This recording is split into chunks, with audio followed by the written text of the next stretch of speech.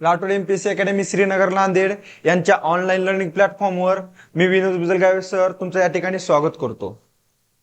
एक 2 दिवसापूर्वी तुम्ही पाहिला असताल कुठल्या टेलिग्राम ग्रुपवरती की सर्व प्रशासकीय विभाग जे आहेत आपले त्यांना तलाट्याच्या किती रिक्त जागा आहेत त्यांचं मागणी पत्रक या ठिकाणी मागून घेण्यात आलेलं आहे.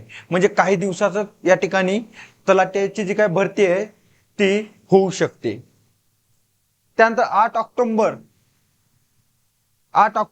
2022 रोजी होणारी कंबाईन ग्रुप ब, नोव्हेंबर होणारी कंबाईन ग्रुप क अशा सर्व परीक्षामध्ये सर्वात जबरदस्त आणि सर्वात सुंदर असा विषय ज्या ठिकाणी तुम्हाला जर नोकरी लागायचं असेल तर तो विषय खूप महत्वाचा आहे, तो म्हणजे चालू घडामोडी. आणि हा विषय मी तुम्हाला एकदम असं माफक अशा दरामध्ये घेऊन येत आहे, ते म्हणजे 99 रुपये. तुम्हाला ही बॅच जॉईन करण्यासाठी प्ले स्टोअर वरती जाऊन राठोड एमपीएससी अकॅडमी हे ऍप डाउनलोड करायचे. हे ऍप डाउनलोड केल्यानंतर आपल्या बॅच वरती क्लिक करून 99 रुपये पे करून या ठिकाणी तुम्हाला ही बॅच जॉईन करायची. आणि विशेष म्हणजे जे आपण चालू घडामोडी घेणार आहात या चालू घडामोडीच्या बाहेरला कुठल्याच एक्झामला प्रश्न सुद्धा येणार नाही. सर्व ज्या चालू घडामोडी आहेत तुम्हाला व्हिडिओ रेकॉर्डेड स्वरूपात राठोड एमपीएससी अकॅडमी या ऍप वरती उपलब्ध आहेत. पण नेमकं आहेत तरी कसे व्हिडिओ? सुरुवातीला आता आर्थिक घडामोडी पाहण्या अगोदर तुम्हाला नेमका आरबीआय माहिती पाहिजे. आरबीआय जे भारताची मध्यवर्ती बँक आहे. आरबीआय मध्यवर्ती बँक म्हणजे भारत सरकारची बँक म्हणून सुद्धा आरबीआय काम करते. मग आरबीआयची स्थापना हिल्टन यंग आयोग जो 1926 चा होता. हिल्टन यंग आयोग जो 1926 चा होता. हिल्टन यंग आयोग 1926 चा होता. यांच्या शिफारशीनुसार आरबीआयची स्थापना करण्यात आली. हा कायदा 1926 चा आहे. काही कारणामुळं काही दिवस या ठिकाणी काहीच प्रोसेस करण्यात आली नाही. नंतर आरबीआय ऍक्ट म्हणजे reserve bank of India act म्हणजे reserve bank of India act म्हणजे कायदा या ठिकाणी 1934 संमत करण्यात आला आणि 1 एप्रिल 1935 या दिवशी आपल्या आरबीआयची स्थापना करण्यात आली. जी सध्या आपण भारत सरकारची बँक किंवा मध्यवर्ती बँक म्हणून आपण आरबीआयला ओळखतो. आणि 1 एप्रिल 1935 ला ज्यावेळेस स्थापना झाली त्यावेळेस मुख्यालय होतं आरबीआयचं कलकत्ता आणि लगेच 1935 ला कलकत्त्याला होतं. लगेच 1937 ला हे कलकत्ता इथलं मुख्यालय हलवण्यात आलं आणि ते मुंबईमध्ये आणण्यात आलं. मुंबई. मग सध्या आरबीआयचं मुख्यालय हे मुंबईला आहे 1937 पासून. 1935 ला स्थापना झाली 1 एप्रिल 1935 ला आणि कलकत्ता येतं याची मुख्यालय होतं. 2 वर्षानंतर म्हणजे 1937 ला मुख्यालय हे मुंबईला आणण्यात आलं. आजही आरबीआयचं मुख्यालय हे मुंबईलाच आहे. पुढे जर बघायला गेला तर सध्याला म्यानमार म्हणून ओळखला जाणारा देश आधी ब्रह्मदेश म्हणून ओळखला जात होता. ब्रह्मदेश तुम्हाला ईशान्य भारताकडे या ठिकाणी म्यानमार हा देश सध्याला दिसतो नकाशावरती. तो अगोदर ब्रह्मदेश म्हणून ओळखला जात होता आणि 5 जून 1942 पर्यंत आपली जी आरबीआय बँक आहे ह्या आपल्या आरबीआय बँकेनं ह्या ब्रह्मदेश देशामध्ये चलन नियंत्रणाचं काम केलं. चलन नियंत्रण आजचं सुद्धा आपलं चलन नियंत्रण हे भारतामधलं आरबीआयच करते. आजही भारतामधलं जे काही चलन नियंत्रणाचं काम आहे आरबीआयच करते. त्या प्रकारे ब्रह्मदेश देशाचं चलन नियंत्रण 5 जून 1942 पर्यंत आपल्या आरबीआय या बँकेनं केलेलं आहे. पुढे जर बघायला गेलं तर 31 मार्च 1947 पर्यंत 5 जून 1942 पर्यंत फक्त ब्रह्मदेशाचं चलन नियंत्रण केलं. पुन्हा 31 मार्च 1947 पर्यंत आपल्या आरबीआयनं या ठिकाणी ब्रह्मदेश सरकारची बँक म्हणून सुद्धा काम केली. सरकारची बँक ब्रह्मदेश सरकारची बँक म्हणून सुद्धा आपल्या आरबीआयने काम केली. 5 जून 1942 पर्यंत चलन नियंत्रणाचं काम केली आणि 31 मार्च 1947 पर्यंत ह्या ब्रह्मदेशाची सरकारची बँक म्हणून सुद्धा या ठिकाणी आपल्या आरबीआयनं काम केलेलं आहे. आपण बघता भारताची फाळणी झाली, पाकिस्तान अलग झाला. पाकिस्तान अलग झाल्यानंतर पोरांनो 15 ऑगस्ट 1947 ते कोण म्हणतो पाकिस्तान अलग झाला. मग 15 ऑगस्ट 1947 ते 30 जून 1948 काय म्हणतो काय लागले. 15 ऑगस्ट 1947 ते 30 जून 1948 पर्यंत पाकिस्तानची मध्यवर्ती बँक म्हणून सुद्धा आपल्या आरबीआयनं काम केलेलं आहे. पाकिस्तानची मध्यवर्ती बँक म्हणून सुद्धा. मग आपल्या परीक्षेला प्रश्न येऊन गेलेला आहे की रिझर्व्ह बँक ऑफ इंडियानं खालीलपैकी कुठल्या देशाची मध्यवर्ती बँक म्हणून कार्य केलेलं आहे. एक बर्मा देश आणि पाकिस्तान अशा दोन देशाची बँकाची बँक म्हणजे मध्यवर्ती बँक म्हणून सुद्धा आपल्या आरबीआयनं काम केलेलं आहे. आणि ज्यावेळेस आरबीआयची स्थापना झाली, कधी झाली, 1 एप्रिल 1935 ला आरबीआयची स्थापना झाली. त्यावेळेस ह्या आरबीआयचं भाग भांडवल होतं 5 कोटी. शेअर्स सध्या तुम्हाला शेअर्स माहित आहेत. त्यावेळेस किती होतं 5 कोटी आणि प्रत्येक शेअरची किंमत होती 100 रुपये. 100 रुपये. पुन्हा एक कायदा करण्यात आला 1948 ला. आरबीआय संबंधी पुन्हा एक कायदा झाला 1948 ला. आणि हे जे काही 100 रुपये प्रत्येक भागाची किंमत होती भागधारकाकडं, त्यांना एका भागाची किंमत या ठिकाणी सरकारनं 118 रुपये आणि 10 आणे दिले. अशी रक्कम एकूण 5.54 कोटी 5.54 कोटी रक्कम ही सरकारनं जे कोणी भागधारक होते ना यामध्ये, ह्या भागधारकांना रक्कम दिली 5.54 कोटी. एकूण एका भागाची किंमत 118 रुपये 10 आणे अशी किंमत मग एकूण 554 कोटी दिली. आणि पूर्ण आरबीआय ही भारत सरकारच्या वर्चस्वाखाली आणली. आणि पुढं ह्याच कायद्याचा वापर करून 1948चा 1 जानेवारी 1949 ला आपली जी आरबीआय बँक आहे ना तिचं राष्ट्रीयकरण करण्यात आलं. आरबीआयचं काय करण्यात आलं, आरबीआय जी आपली बँक आहे ना त्या आरबीआय बँकेचं राष्ट्रीयकरण कधी करण्यात आलं 1 जानेवारी 1949. आणि राष्ट्रीयकरणाशी कायदा होता 1948 चा आरबीआय. आणि पुन्हा बघितलं तर ह्या 1 एप्रिल 1935 ला म्हणजे आरबीआयचे पहिले गव्हर्नर जनरल कोण, तर आरबीआयचे पहिले गव्हर्नर जनरल आहेत ऑसबोर्न स्मिथ हे 1935 ते 37 दरम्यान आरबीआयचे पहिले गव्हर्नर जनरल आहेत. मग आरबीआयचे पहिले भारतीय गव्हर्नर जनरल कोण, तर आरबीआयचे पहिले भारतीय गव्हर्नर आहेत सी.डी. देशमुख, ज्यांचा कार्यकाळ 1943 ते 1949 दरम्यान होते. सी.डी. देशमुख पहिले भारतीय गव्हर्नर. आरबीआयचे पहिले गव्हर्नर ऑसबॉर्न स्मिथ 1935 ते 1937. आरबीआयचे पहिले भारतीय गव्हर्नर सी.डी. देशमुख 1943 ते 1949. आणि आरबीआयचे सर्वाधिक काळ गव्हर्नर जनरल म्हणून बेनेगल रामराव यांना ओळखलं जातंय, जे 1949 पासून 1957 पर्यंत त्या ठिकाणी गव्हर्नर म्हणून होते. आणि सध्याचे जर गव्हर्नर बघितलं 25वे गव्हर्नर, सध्या 25वे गव्हर्नर आहेत शक्तिकांत दास, आरबीआयचे 25वे गव्हर्नर. पुन्हा आरबीआय ही आहे आरबीआयची थोडी महत्वाची माहिती. आता पुढे बघूया नेमकं इथं चालू घडामोडीला काय येऊ शकतंय पेपरला. पुन्हा एकदा बघून घ्या. आणि हे 15 तारखेपर्यंत तुम्हाला ऑफर होती. आता ही ऑफरची तारीख या ठिकाणी वाढून 22 तारीख झालेली आहे. लवकरात लवकर बॅच जॉईन करा. पुन्हा आता इकडे लक्ष द्या. हे आरबीआय जे आपण बघितलं आता, हे आरबीआय मध्ये जे 1934 चा ऍक्ट होता ना, आरबीआय ऍक्ट 1934 नुसार 1 एप्रिल 1935 ला आरबीआयची स्थापना झाली. मग ह्या आरबीआय ऍक्ट 1934 मध्ये काही अनुसूची आहेत. ज्या प्रकारे आपल्या राज्यघटनेत आहेत त्या प्रकारे आरबीआय ऍक्ट मध्ये सुद्धा अनुसूची आहेत. आणि ह्या आरबीआय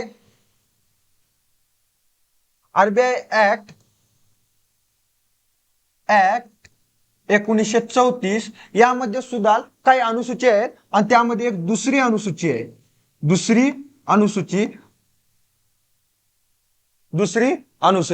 ज्या ज्या बँकेचा समावेश हा या दुसऱ्या अनुसूचीमध्ये करण्यात आलेला आहे त्यांना अनुसूचित बँका म्हणतात. बँका म्हणतात. ज्या ज्या बँकेचा समावेश हा आरबीआय ऍक्ट 1934 मधील दुसऱ्या अनुसूचीमध्ये आहे त्या बँकाला अनुसूचित बँका म्हणतात आणि बाकी जे बँका असतात त्यांना बिगर अनुसूचित बँका म्हणतात. याच्या बाहेरच्या ज्या काही बँका आहेत यामध्ये समाविष्ट नसणाऱ्या त्या झाल्या बिगर अनुसूचित बँका. बिगर अनुसूचित आणि ज्याचा संबंध हा दुसऱ्या अनुसूचीमध्ये ज्या बँका इन्क्लुडेड आहेत त्यांना म्हणतात अनुसूचित बँका आणि ज्या बाहेर आहेत म्हणजे या दुसऱ्या अनुसूचीमध्ये नाहीत त्यांना म्हणतात बिगर अनुसूचित बँका. मग हे अनुसूचित बँका जे आहेत अनुसूचित बँका याच्यामध्ये सध्याला एका पेमेंट बँकेच ऍड करण्यात आलेली आहे. अगोदर 3 पेमेंट बँका होती, एक पेमेंट बँक ऍड करण्यात आलेली आहे ती आपल्याला या ठिकाणी बघायची. एरटेल पेमेंट बँकेला अनुसूचित बँकेचा दर्जा. अनुसूचित बँकेचा दर्जा म्हणजे काय? आरबीआय ऍक्ट 1934 मधील जी काय दुसरी अनुसूची आहे त्याच्यामध्ये या ठिकाणी आता कोणाला समाविष्ट करण्यात आलेला आहे आणखी एक बँक एरटेल पेमेंट बँक. अगोदर किती होत्या म्हटलं मी? 3 होत्या. तुम्हाला माहिती आहेत पेटीएम पेमेंट बँक, त्यानंतर आहे इंडिया पोस्ट पेमेंट बँक. पोस्टामध्ये सध्याला हे तुम्हाला काढता येतंय इंडिया पोस्ट पेमेंट बँक. सर्व काही फ्री आहे, माहिती नसलं तर जाऊन काढून घ्या. इंडिया पोस्ट पेमेंट बँक आणि फिनो जे तुम्ही कुठल्याही ग्राहक सेतू केंद्राला गेल्यानंतर जे तुम्हाला पैसे काढण्यासाठी त्यांनी काही चार्जेस घेतात शक्यतो त्यांनी हा फिनो पेमेंट बँकेचा वापर करतात. ग्राहक संरक्षण जे असतंय ग्राहक संरक्षण दुकान पैसे काढण्यासाठी आणि पैसे भरण्यासाठी त्याला आपण काय म्हणता ग्राहक संरक्षण म्हणण्याकरता ग्राहक सेवा दुकान म्हणता ना त्या दुकानामध्ये ह्या फिनो पेमेंट बँकचा वापर केला जातो. मग अगोदर 3 ऑलरेडी होत्या ज्या पेमेंट बँका आहेत त्या अनुसूचित बँकामध्ये अगोदर 3 होत्या. एक पेटीएम होती, त्यानंतर इंडियन पोस्ट बँक होती आणि फिनो पेमेंट होती. आता एक ऍड झाली कोणती? Airtel payments bank. आता आरबीआयच्या जे काही अनुसूची आहे दुसरी त्याच्यामध्ये एकूण 4 पेमेंट बँक आहेत. एक झाली Paytm, India post payment bank आणि फिनो पेमेंट्स बँक आणि आता सध्याला कोण झाली? Airtel payment bank. म्हणजे पहिल्यांदा या अनुसूचीमध्ये पेटीएमला दर्जा भेटला होता. आता चौथी कोण आहे? चौथी एरटेल पेमेंट बँक. भारतीय रिझर्व्ह बँकेने एरटेल पेमेंट बँकेला शेड्यूल म्हणजे अनुसूची आता सांगितलेलं दुसरी अनुसूची बँकेचा दर्जा दिला. 1934 चा आरबीआय ऍक्ट त्याच्या दुसऱ्या अनुसूचीमध्ये या बँकेचा आता समावेश करण्यात आलेला आहे आणि एरटेल पेमेंट बँक ही आतापर्यंतची चौथी पेमेंट बँक आहे. पेमेंट बँक म्हणतोय ना, बँक नाही, पेमेंट बँक. चौथी पेमेंट बँक आहे जिचा आरबीआयच्या दुसऱ्या अनुसूचीमध्ये समावेश करण्यात आलेला आहे. हे आहे एरटेल पेमेंट बँकेचं जे काही ऑफिस आहे ते या प्रकारचं आहे. पुढे बघूया आणखी काही याबद्दलची माहिती. आता डिजिटल बँकेचा मसुदा जारी. आता जर तुम्हाला डिजिटल बँक जर स्थापन करायचं असेल तर 20 कोटी रुपयाची आवश्यकता असेल तुम्हाला आणि सुरुवातीला हे 75 जिल्ह्यामध्ये डिजिटल बँक स्थापन करण्याची काय आहे तयारी सुरू आहे. हे झाल्यानंतर तुम्हाला महत्वाचं आहे आता हे महत्वाचं आहे. आता आपण आरबीआयची माहिती बघितली. आरबीआय म्हणजे काय रे? रिझर्व्ह बँक ऑफ इंडिया म्हणजे भारताची मध्यवर्ती बँक ही आरबीआय आहे. मग आता हे आपल्या आरबीआयनं सोन्याची सर्वाधिक खरेदीमध्ये दुसरा क्रमांक पटकवलेला आहे. पहिला क्रमांक आहे सेंट्रल बँक ऑफ थायलंड. ह्या बँकेने या ठिकाणी 90 मेट्रिक टन सोनं खरेदी केलेलं आहे एका वर्षामध्ये. 90 मेट्रिक टन. आणि आपला आरबीआय जे आहे भारतीय रिझर्व्ह बँक दुसऱ्या नंबरला आहे 77.5 मेट्रिक टन सोने खरेदी करून. मग सोने खरेदीमध्ये आपली जी आरबीआय आहे रिझर्व्ह बँक ऑफ इंडिया कितव्या नंबरला आहे? 2 नंबरला. आणि 1 नंबरला आहे सेंट्रल बँक ऑफ थायलंड ज्यांनी 90 मेट्रिक टन खरेदी केलं होतं आणि आपल्या आरबीआयनं किती केलेलं आहे? 77.5 मेट्रिक टन. महत्वाचा आहे दुसरा क्रमांक आहे दुसरा आरबीआयचा. पहिला आहे थायलंड. उद्या पेपरला आलं तर चुकता कामा नये. हे आहे आपलं आरबीआयचं लोगो. रेपो दर बघा. हे रेपो दर नेहमी बदलत असतात. आरबीआयचे. गेल्या 3 वर्ष झालं फक्त कमी होत होतं.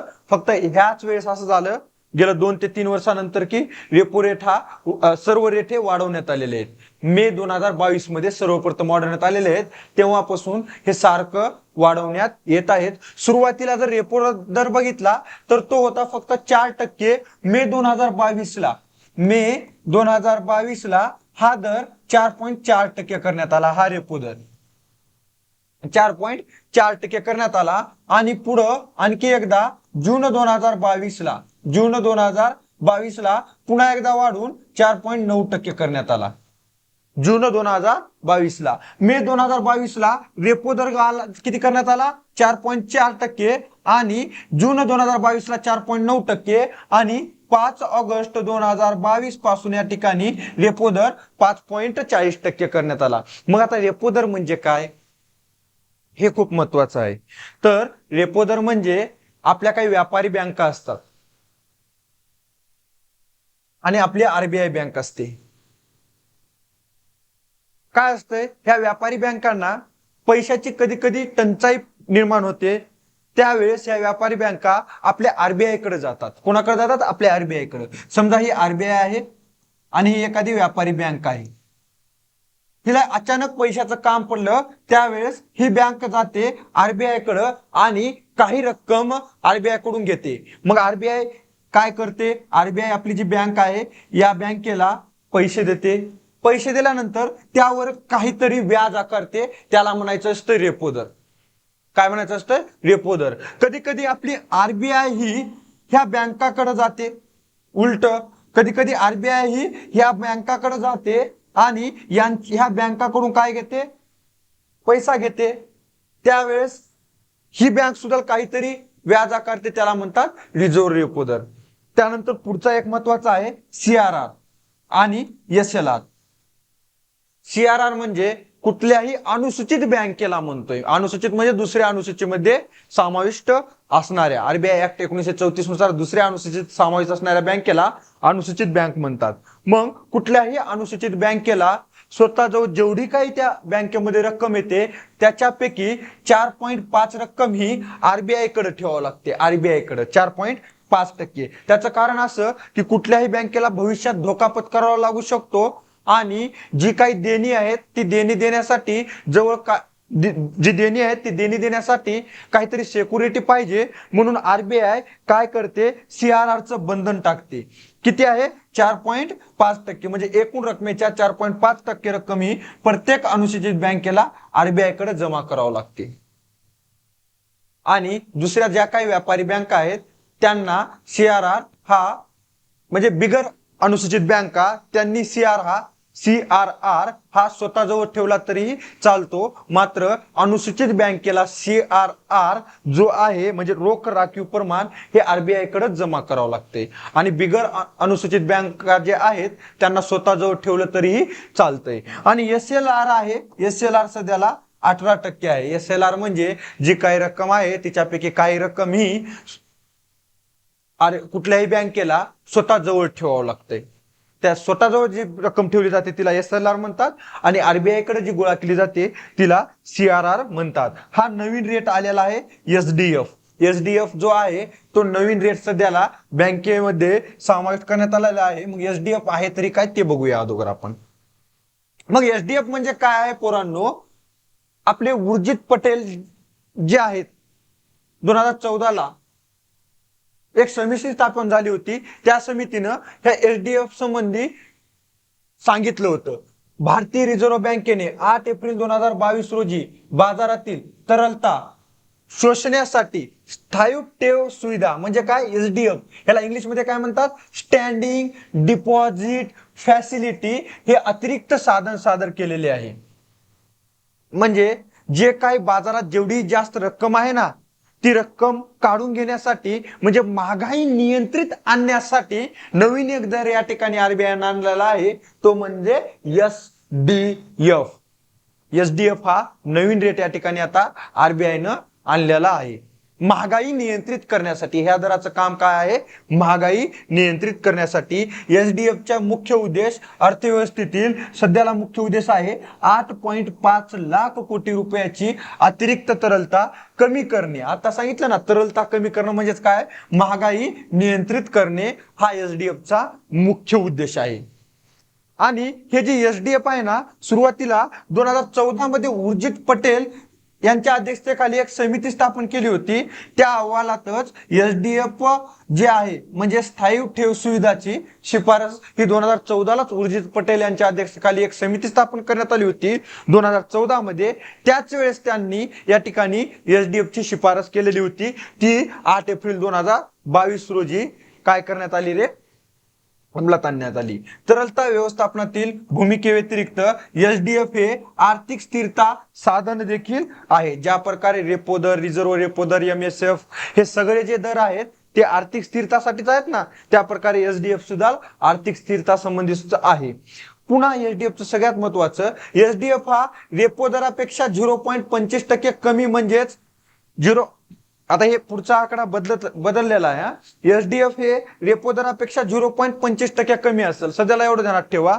आणि एसडीएफ सीमांत स्थायी सुविधापेक्षा म्हणजे एमएसएफ, म्हणजे जे एका नाईट साठी कर्ज घेते ना बँक कुठली, त्याला एमएसएफ म्हणतात. एमएसएफ पेक्षा 0.50% कमी असेल SDF. SDF fixed rate reverse repo रेटची, म्हणजे अगोदर एक होता रेट होता आरबीआय कडे FRRR, त्याची जागा आता कोण घेणार आहे? एसडीएफ घेणार आहे. धन्यवाद मित्रांनो, लवकरात लवकर बॅच जॉईन करून घ्या. फक्त ही ऑफर तुम्हाला 22 तारखेपर्यंत आहे. 22 तारखेनंतर तुम्हाला जास्त फी पे करावं लागेल.